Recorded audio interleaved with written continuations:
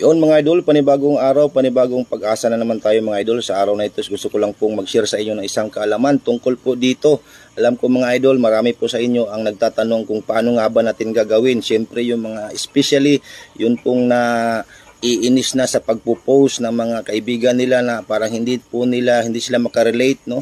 Maliban lang po doon sa mga nakarelate mga idol. So yun po, simple lang po yung inyo pong gagawin para po hindi nyo na po makita ang post po ng inyong kaibigan. Siyempre, ayan po mga idol, pumunta lang po kayo sa profile ng inyong kaibigan na sino po yung gusto nyong ayaw nyo makita. Para hindi rin po siya magalit mga idol. Siyempre, hindi nyo naman siya friend pa rin naman kayo. Ayan mga idol, pindutin nyo lang po. Simple lang po mga idol, pindutin nyo lang po yung may nakalagay dyan na friends mga idol. So pagka pinindot mo yan mga idol, mayroon pong lalabas dyan mga idol.